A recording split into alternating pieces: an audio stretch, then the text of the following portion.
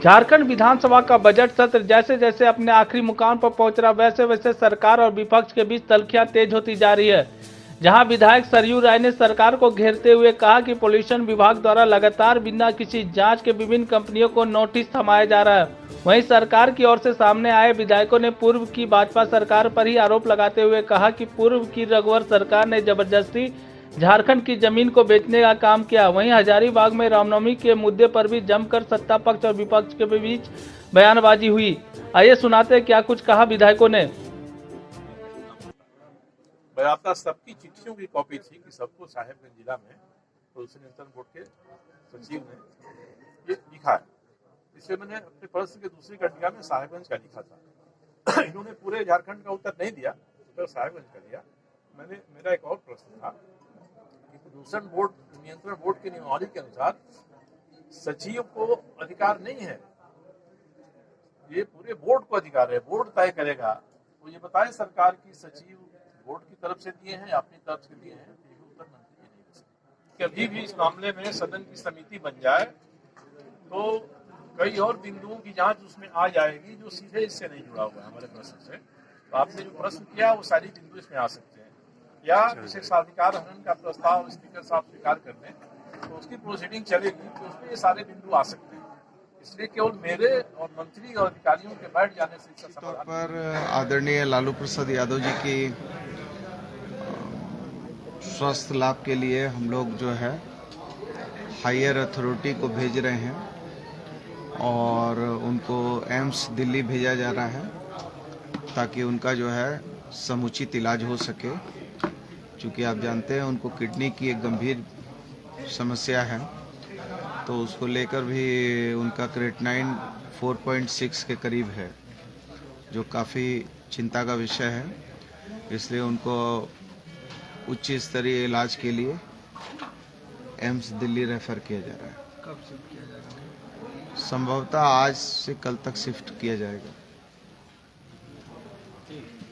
चलिए। मंत्री इरफान अंसारी कांग्रेस के ही विधायक हैं, उन्होंने स्वास्थ्य व्यवस्था पर गंभीर सवाल उठाया। उनका कहना है कि 108 जो एम्बुलेंस है उसकी स्थिति दयनीय है, जो सुदूर इलाकों में वहाँ पे एम्बुलेंस जाती नहीं।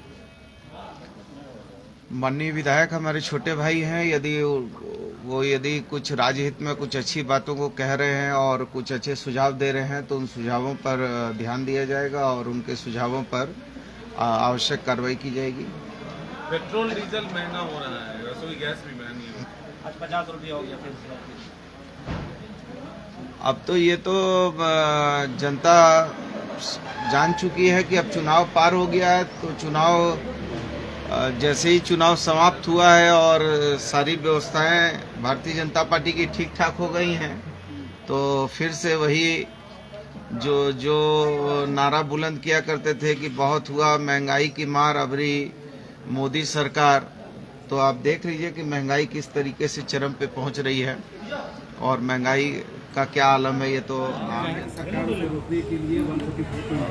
नोटिफिकेशन जारी हो गया है 144 का, क्या कहेंगे? कल जो है एसडीओ के माध्यम से उसी एक्ट को जिसकी हम लोग चर्चा कर रहे थे कि भाई अभी तक जो जुलूस पर से प्रतिबंध नहीं हटा है, उसी धारा को लेकर के एसडीओ ने कल एक नोटिफिकेशन जारी किया है, जिसके तहत में आज का जो मंगला जुलूस है उस पर रोक लगाया गया। अभी हम लोग आज मेरे लेट से आने का विषय यही था कि मैं कुछ चिट्ठियाँ टाइप कराने गया था, और अभी हम लोग मंत्रिमंडल के सभी सदस्यों को मिल करके ये देंगे और उनको इसके महत्व को भी समझाएंगे कि भाई जब कोविड का कोई केस, आज के दिन में हजारीबाग में कोविड का एक भी एक्टिव केस नहीं है, ऐसे में एक इतने पुराने परंपरा को रोकना, हमको तो सबसे शर्म और सबसे ग्लानि इस बात से आ रहा है कि भगवान श्री राम के जुलूस को निकालने के लिए सरकार से मिन्नत करना पड़ रहा है, सरकार को रिक्वेस्ट करना पड़ रहा है कि आप जुलूस की अनुमति दीजिए।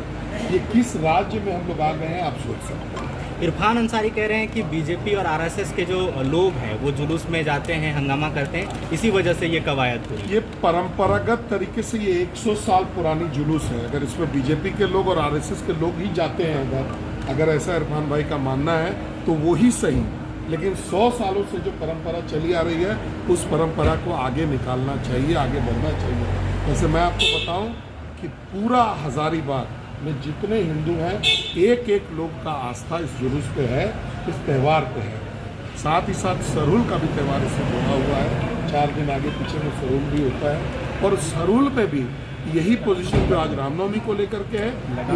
तो मैं तो आग्रह कर रहा हूँ सरकार से कि आप सरहुल की भी अनुमति दें और आप रामनवमी की भी अनुमति दें। आज ये सारा जो बॉल है वो सरकार के कोर्ट में है, क्योंकि सरकार के नोटिफिकेशन का हवाला देते हुए ही हजारीबाग एसडीओ ने कल का जो है नोटिफिकेशन निकाला है। पर्यटन विभाग का आज अनुदान की मांग है और अनुदान की मांग पर आज हम लोग चर्चा भी करेंगे और मैं भी उसमें बोलना चाहता हूँ। लेकिन आप देखेंगे अनुपूरक बजट लगभग जो सरकार लेकर के आई थी, उन्होंने कहा था कि मार्च के एंडिंग तक हम इसको खत्म कर लेंगे। अभी आज हम लोग 22 तारीख हो गया और 7-8 दिन से वो अनुपूरक बजट का क्या हुआ जो अभी कंटिन्यू है जो फाइनेंशियल ईयर, तो उसका भी देखेंगे तो कुछ नहीं, फैसला कुछ नहीं हुआ है। मार्च में उसकी तैयारी करें और नया बजट जो लेकर के आ रहे हैं। और अगर हम कहें पर्यटन के क्षेत्र में, कला संस्कृति खेलकूद के क्षेत्र में, तो सरकार की जो अचीवमेंट है वो 0 है, 0 है। क्योंकि लास्ट टाइम जब हम लोगों ने बताया था तो इस विभाग में जो उनके खर्चे थे वो 0 था, उससे 10% 5% के आसपास में उसके खर्चे थे। और पर्यटन के लिए जो सबसे बड़ा जरूरी चीज़ है वो है लॉ एंड ऑर्डर, जो यहाँ है ही नहीं। ये पूरा जो झारखंड है वो गुंडों के हवाले हो गया है, उग्रवादियों के हवाले हो गया है। ऐसे अन्य सोशल एक्टिविस्ट ऐसे जो लोग हैं उनके हाथों में पेश हत्याकांड हुआ था, उसमें 4-5 अपराधी लोग पकड़ाए, हत्यारे पकड़ाए, जेल के सलाखों में बंद हुए। जयप्रकाश नारायण सेंट्रल कारा में हजारीबाग में बंद है। आज व्हाट्सएप पर चलाया गया कि माननीय विधायक उमाशंकर अंकर अकेला जेपी कारा हजारीबाग में जाकर के अपराधी लोगों से मिले और उन्होंने आश्वासन दिया कि हम आपको मदद करेंगे। तो इसी विषय पर मैं आप लोग के माध्यम से पूरे विधानसभा के जनता के इस बात का मैं खंडन करता हूं कि मैंने सेंट्रल जेल हजारीबाग में गया भी नहीं।